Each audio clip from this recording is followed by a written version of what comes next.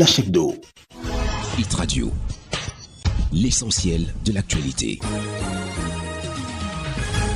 Réhabilitation de la route Yaba-Sissole-Loum, le maître d'ouvrage exige une accélération des travaux.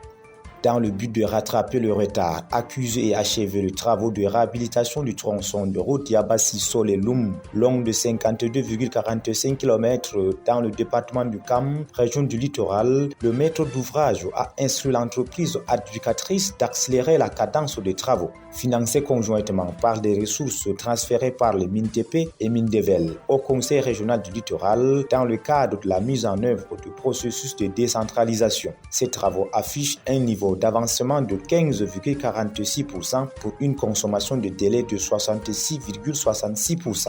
À cet effet, les recommandations suivantes lui ont été faites. Faire le procès verbal d'installation de chantier, poursuivre avec l'identification des zones d'emprunt, faire des bernes d'environ 2 mètres de part et d'autre après le fossé entre terre et transmettre la demande d'agrément des sites d'emprunt déjà en cours d'utilisation. La consistance des travaux déjà réalisés porte entre autres sur l'installation de chantier 40%, la pose de buses métalliques 100% et tête de dallo 80%, apprend-on dans une note d'information du ministère des Travaux publics. Sud-Ouest, saisie de marchandises de contrebande en provenance du Nigeria. Les cargaisons illicites provenaient du Nigeria à bord d'embarcations artisanales pour des destinations diverses à l'intérieur du territoire camerounais. Cette opération met en lumière les défis persistants liés à la lutte contre le trafic transfrontalier dans une région marquée par l'insécurité et l'économie informelle. En effet, cette saisie intervient dans un contexte de lutte accrue contre la contrebande, un fléau qui coûte chaque année plusieurs milliards de francs CFA à l'État camerounais en perte de recettes fiscales. Le Sud-Ouest en particulier est un corridor de choix pour le trafiquant en raison de sa proximité géographique avec le Nigeria et de la difficulté de contrôler ses frontières poreuses.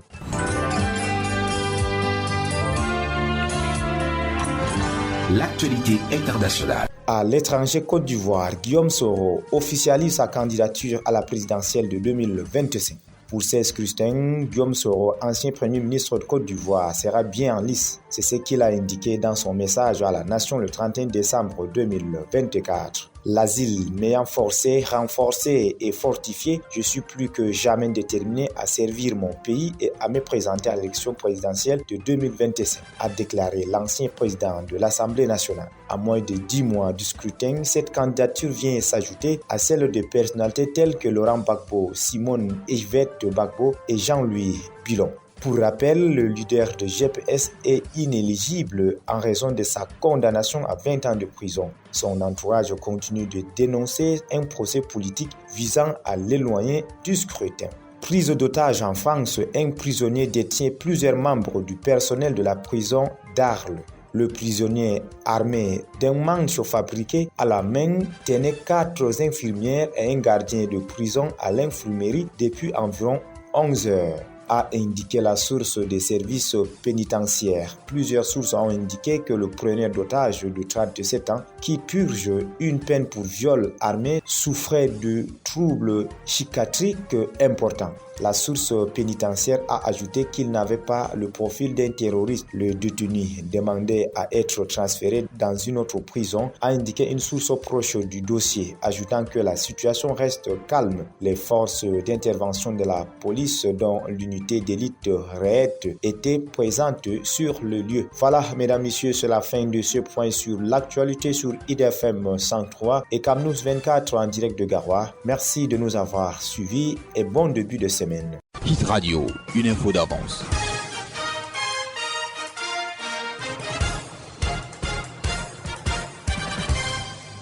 Flash Hebdo.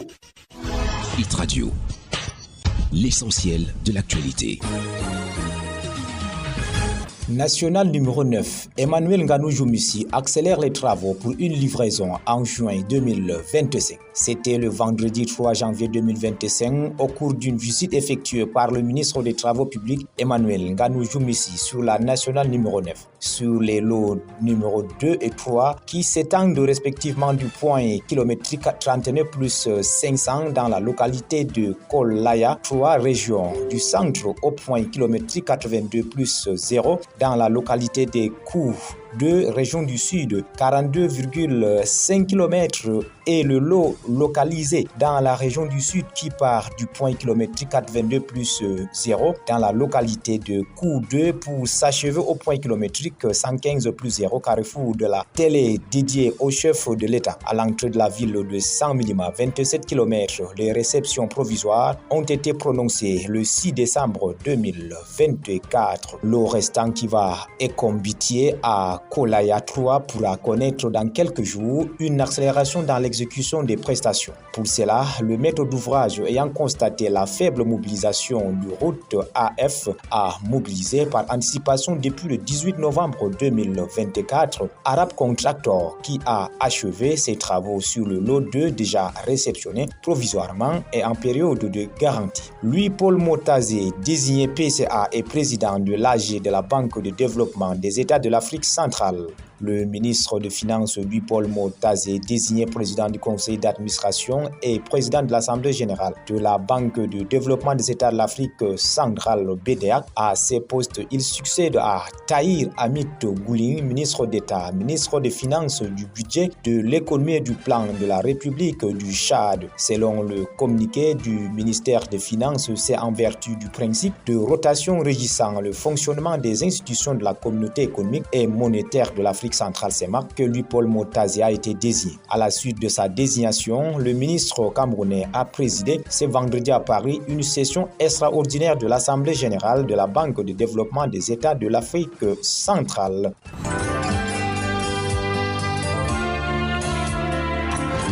L'actualité internationale. Au-delà du territoire camerounais, est de la RDC, intense combat entre l'armée et ses soutiens face au M23 dans le territoire de Massissi. Les combats entre l'armée congolaise FARDC, appuyée par les groupes armés locaux, dits Wazalendo, et les rebelles du M23, soutenus par le Rwanda, se sont poursuivis ce 5 janvier 2025 dans plusieurs villages du territoire de Massissi. Des combats d'une grande intensité ont été enregistrés toute la journée du 5 janvier dans plusieurs localités du groupement Muyumji-Changa, situé à la limite entre les provinces du Nord Kivu et du Sud Kivu dans l'est de la RDC. La Chine a empêché la Russie d'utiliser des armes nucléaires en Ukraine. Les remarques du Blinken ont été faites lors d'une interview avec le Financial Times où il a exprimé sa vive inquiétude quant à la possibilité d'une escalade nucléaire. Il a souligné que même une légère augmentation de la probabilité d'utilisation du nucléaire est très préoccupante. Selon Blinken, la Chine a joué un rôle clé pour empêcher la Russie de franchir ce seuil en dialoguant avec les responsables russes et en les avertissant de ne pas poursuivre l'option nucléaire. Blinken a également suggéré que les efforts diplomatiques similaires de la part de la Chine auraient pu avoir lieu lorsque les États-Unis ont alerté Pékin des projets de la Russie de lancer une arme nucléaire dans l'espace. Voilà, mesdames, messieurs, c'est tout pour le point sur l'actualité ce matin sur CamNews 24 IDFM émettant depuis Garoua. Merci pour votre aimable écoute. Agréable journée. Hit Radio, une info d'avance.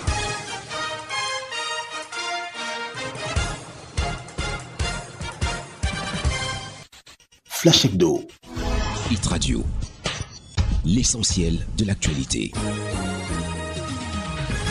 Bienvenue mesdames, messieurs au point sur l'actualité sur IDFM 103 et CamNews 24 émettant depuis Garoua. Acte de naissance, 14 222 enfants bientôt enregistrés grâce au MINPROF. La ministre de la promotion de la femme et de la famille, Marie-Thérèse Abena-Ondoa, a signé fin décembre 2024 des contrats avec 12 municipalités pour faciliter l'enregistrement de 14 222 enfants à l'état civil. Le ministère a à cet effet alloué un nouveau financement de plus de 142 millions de francs CFA à ces communes réparties sur 7 régions du pays, à savoir l'Adamawa, le centre, l'extrême nord, le nord, l'ouest, le sud et le sud-ouest. Selon nos confrères de SBBC, lors de la cérémonie de signature, la ministre a souligné l'importance de cette activité qui s'inscrit dans une démarche continue quelques années pour donner une existence légale à de nombreux enfants. Les statistiques publiées l'année dernière ont révélé que plus de 3,3 millions d'enfants au Cameroun n'ont pas de certificat de naissance et que la plupart d'entre eux sont en âge d'aller à l'école. L'absence de ces documents a interdit l'accès à l'éducation à des milliers d'enfants dans le pays, certaines étant incapables de passer des examens cruciaux comme le premier certificat de fin d'études. Sud-Ouest, 5 soldats tués dans une embuscade et l'attaque d'un poste militaire. En effet, selon des sources militaires citées par l'agence chinoise Xinhua, des hommes armés ont tendu une embuscade et attaqué un poste militaire dans la région camerounaise anglophone du Sud-Ouest. Les faits ont eu lieu vendredi 3 janvier 2025 aux environs de 15h30. Les assaillants, identifiés comme étant des membres d'une milice de Fulani, ont mené l'attaque qui visait le poste mixte F23 d'Akwa dans l'arrondissement Akwaya. Ils ont incendié le poste avant de s'emparer de plusieurs armes, apprend-on. La même source souligne que le bilan fait état de 5 soldats tués, 3 autres militaires auraient réussi à s'enfuir, mais demeurent portés disparus, probablement égarés. Une enquête a été ouverte pour retracer les circonstances exactes de l'attaque et retrouver les soldats disparus. L'enquête ouverte devrait permettre d'établir les circonstances de cette attaque. Ainsi, les autorités locales appellent à la vigilance et à la coopération de la population pour faire face à cette montée des tensions dans la région.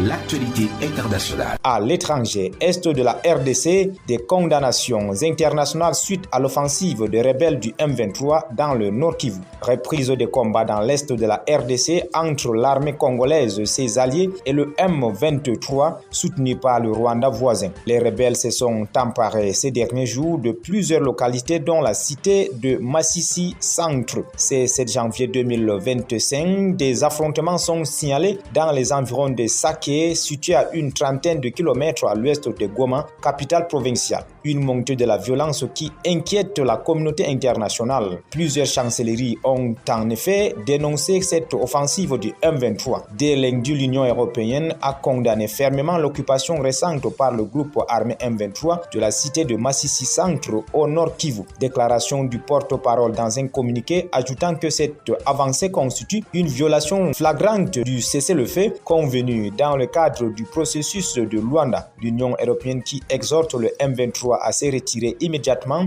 et demande une nouvelle fois au Rwanda de mettre fin à sa coopération avec le groupe armé et de retirer ses forces militaires de RDC. Guinée, l'opposant Aliouba, condamné à 2 ans de prison ferme. Le président du parti politique Modèle était ce 7 janvier 2025 au tribunal de première instance de Kaloum à Conakry où il était poursuivi pour offense et diffamation à l'encontre du président de la transition Mahamadi Doumbouya. Ses avocats dénoncent un jugement politique. Maître Alimatou Kamara traduit la condamnation d'Aliouba comme une forme de misère morale qui s'est emparée des magistrats guinéens et elle dénonce une cabale judiciaire contre son client. La défense parle également d'une justice instrumentalisée par les autorités et qualifie de kidnapping judiciaire les conditions dans lesquelles Aliouba a été interpellé. Le président du Modèle avait été arrêté le 26 décembre à la frontière avec la Sierra Leone alors que selon ses avocats, il était invité par l'ambassade de Grande-Bretagne à Freetown.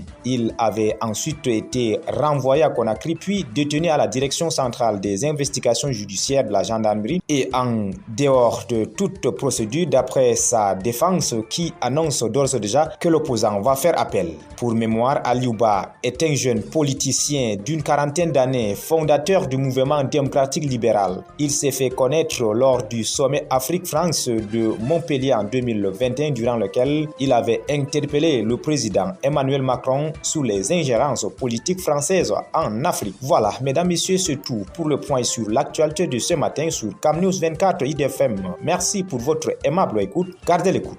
Hit Radio, une info d'avance.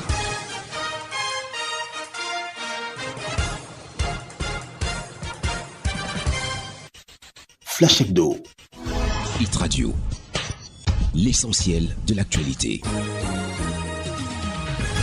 Mesdames et messieurs, bienvenue à l'essentiel de l'actualité sur CamNews 24 et IDFM Radio. Plus de 3800 actes de naissance délivrés aux élèves du CM2 et classe 6 dans la région de l'Adamawa. L'objectif est de contribuer à la promotion de la scolarisation des enfants en leur attribuant une identité juridique. Ceci afin de permettre au Cameroun d'observer ses engagements internationaux relatifs à la protection des droits de l'enfant et promouvoir en interne la gouvernance publique.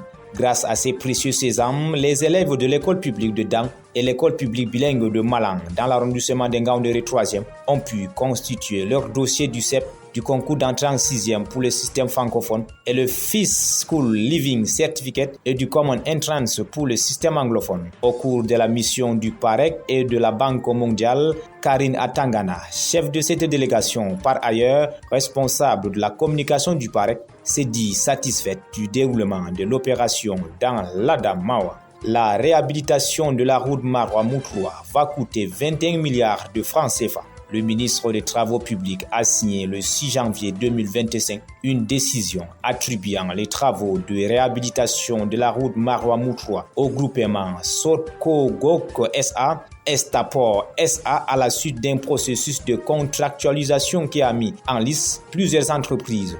Le groupement Sotco-Gok SA, Estaport SA a été sélectionné à la suite de l'appel d'offres international ouvert numéro 97-0I0-CCCM-TR-CSPM-PFR 2023 du 19 février 2023 pour les travaux de réhabilitation des sections Maroua-Moutroua et Magada-Yagua en trois lots. Maroua-Moutroua 36 km, Magada-Guingis 68,30 km et Guingis-Yagua 68,70 km. Le projet a pour objectif de sécuriser les investissements routiers existants, notamment sur le tronçon Maroua-Moutroua d'une linéaire de 36 km à travers des travaux liés au renforcement ou à la reconstruction de la chaussée, la rectification de certains virages, la construction, reconstruction ou réhabilitation de certains ouvrages d'art et ouvrages d'assainissement, la construction d'équipements routiers, l'amélioration des signalisations et des équipements de sécurité et la réalisation de projets connexes, entre autres.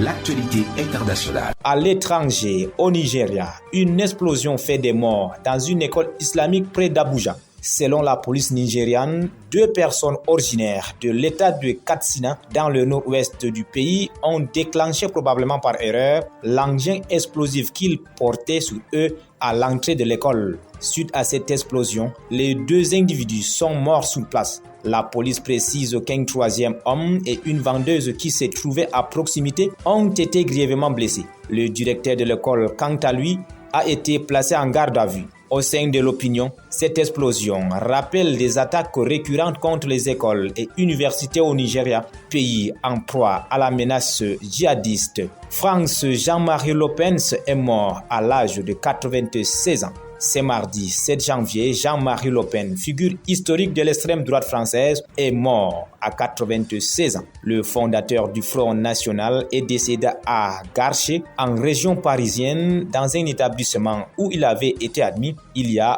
plusieurs semaines, a annoncé sa famille. Avec sa disparition, la France perd une figure politique majeure de la 4e et de la 5e République. Jean-Marie Le Pen a marqué l'échiquier politique français, avoir occupé plusieurs postes électifs. Toutefois, il n'a pas réussi à se faire élire président de la République. Voilà, mesdames, messieurs, c'est la fin de l'essentiel sur l'actualité sur CamNews 24 et IDFM. Merci de nous avoir suivis. Ne décrochez pas, car nos programmes se poursuivent. Hit Radio, une info d'avance.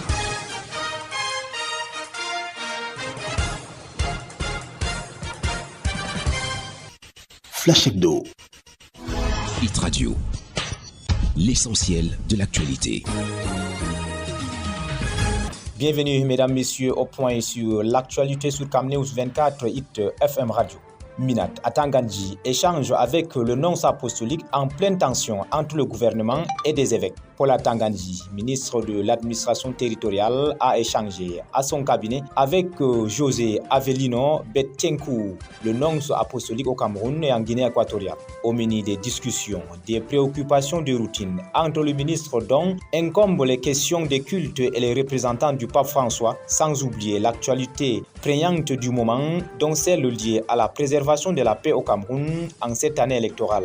Selon le compte rendu de la séance, l'archevêque José Avelino Bettencourt a d'ailleurs souligné à propos que les relations entre le Cameroun et le Vatican sont excellentes en citant par exemple la célébration des 10 ans de l'accord cadre entre le pays de Paul Biya et le Vatican qui ont eu lieu dernièrement en présence de l'envoyé du Saint-Père, l'archevêque Paul Richard Galachke. Pour sa part, le membre du gouvernement a souligné les bons rapports qui ont toujours existé entre le Vatican et le Cameroun, manifestés par les importantes visites des pages Jean-Paul II et Benoît XVI à Yaoundé, ce qui témoigne à suffisance de l'excellence des relations entre les deux États. Carte sanitaire, les Lamibé de Kaélé saluent l'engagement du ministre de la Santé publique. Les Lamibé, dont ceux de Boboyo, Lara, Douroumou et Kaélé, ont souligné l'impact positif des actions du ministre de la Santé publique, le docteur Malachi Manauda, notamment sa disponibilité et son implication personnelle dans la création et la construction des infrastructures sanitaires dans leurs différentes localités.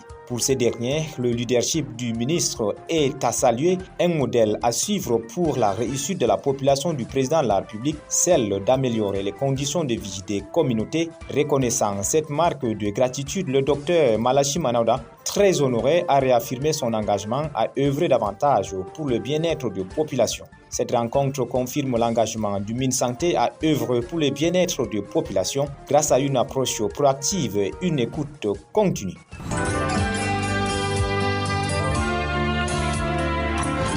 L'actualité internationale. À l'étranger, au Nigeria, le général Abdourahmane Tiani a retiré la nationalité nigérienne à deux personnalités proches de l'ancien président Mohamed Bazoum. Maman Sani Ali Adam, alias Selon Ali Adam, et Boussala Ben Ali ont provisoirement perdu la nationalité nigérienne. Selon le décret du président de la transition, le général de brigade Abdourahmane Tiani, ces personnalités proches de Mohamed Bazoum sont soupçonnées de mener des activités susceptibles de perturber la paix et la sécurité publique et d'avoir tenu des propos à caractère raciste, régionaliste et xénophobe. Ce n'est pas pour la première fois que les autorités nigériennes prennent de telles dispositions. Plusieurs acteurs politiques proches de Mohamed Bazoum avaient déjà été visés par cette mesure de déchéance de nationalité.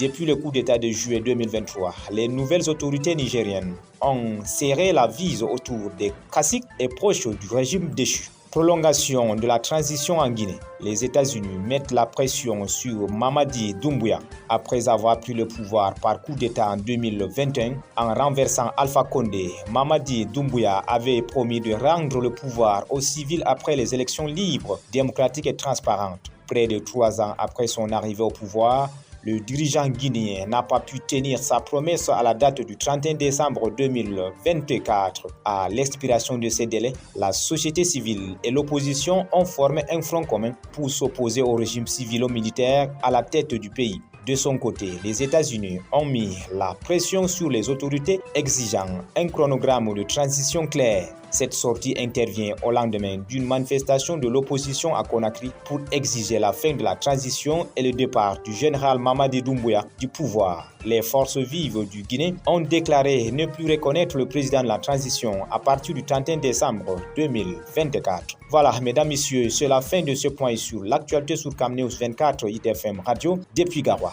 Merci pour votre aimable écoute et bon week-end. Hit Radio, une info d'avance.